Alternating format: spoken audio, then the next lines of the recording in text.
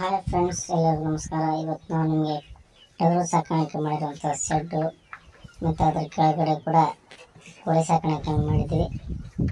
ಅದರ ಬಗ್ಗೆ ಒಂದು ವಿಡಿಯೋ ಮಾಡ್ತಾಯಿದ್ದೀರಿ.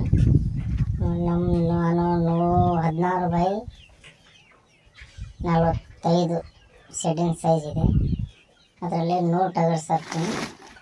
ಅದಕ್ಕೆ ಯಾವ ಫುಡ್ ಬಳಸ್ತೀನಪ್ಪ ಅಂತಂದರೆ ಈ ರೆಡಿ ಫೀಡ್ ಸಿಗುತ್ತೆ, ಒಂದು ರ್ಯಾಪಿಡೋ ಅಂತೇಳಿ. ಅದನ್ನು ಬಿಟ್ಟರೆ ಶೇಂಗಾ ಹಿಂಡಿ,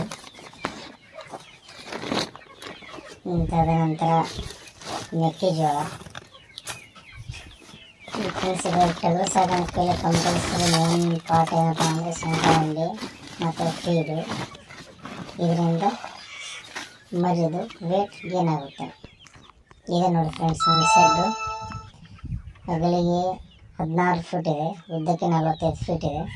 ಮೇಲೆ ಟಗರು ಸಾಕಿದರೆ ಕೆಳಗಡೆ ಜವಾರಿ ಕೋಳಿ ಸಾಕ್ತಾಯಿದ್ದೀನಿ. ನೋಡ್ತೀನಿ, ತೋರಿಸ್ತೀನಿ ಫ್ರೆಂಡ್ಸ್.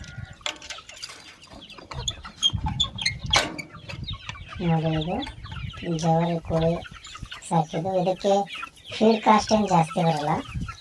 ಅದು ಮೇಲಿಂದ ನಾವು ಕಾಳು ಹಾಕೋ ಸಮಯದಲ್ಲಿ ಕಾಳು ಮತ್ತು ಕೆಲವೊಂದಿಷ್ಟು ಹುಳುಗಳನ್ನು ತಿಂದು ಬದುಕುತ್ತೆ.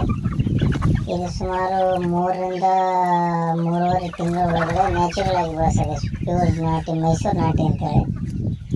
ಇದಕ್ಕೆ ಸಖತ್ತಾಗಿರುವಂಥ ಬೇಡಿಕೆ ಇದೆ. ನೋಡಿ ಫ್ರೆಂಡ್ಸ್, ಎರಡೂ ಕಡೆ ಗಾಳಿ ಹೋಗೋಕ್ಕೆ ಕೆಳಗೆ ಚಿಕನ್ ಮೇಸನ್ ಸಿಗುತ್ತೆ, ಅದನ್ನು ಹಾಕಿದ್ವಿ. ಅದು ಈ ಕಡೆಯಿಂದ ಬಂದಂಥ ಗಾಳಿ ಕಡೆ ಪಾಸ್ ಆಗಬೇಕು ಸರಿಯಾಗಿ. ಇದು ಸುಮಾರು 1.5 ತಿಂಗಳದ ಮರಿ ಇದೆ. ಈ ಶೆಡ್ಡಲ್ಲಿ ಏನಿಲ್ಲಪ್ಪ ಅಂದರೆ ಒಂದು 600 ಕೋಳಿ ಸಾಕಾಣಿಕೆ ಮಾಡ್ಬೋದು ಜವಾರಿ. ಬಟ್ ಅದು ಎಷ್ಟೊಂದು ಸಾಕಾಣಿಕೆ ಮಾಡೋಕ್ಕಾಗಲ್ಲ ಸದ್ಯಕ್ಕೆ. ಮ್ಯಾಗೆ ಯಾಕಪ್ಪ ಅಂದ್ರೆ ಮೇಲೆ ಟಗರು ಸಾಕಾಣಿಕೆ ಮಾಡಿದ್ವಿ. ಇದರಿಂದ ಏನು ತೊಂದರೆ ಆಗ್ಬೋದು ಅಂತ ಕೇಸಿ ಒಂದು 100 ಕೋಳಿ ಅಷ್ಟೇ ಸಾಕಾಣಿಕೆ ಮಾಡಿದ್ವಿ.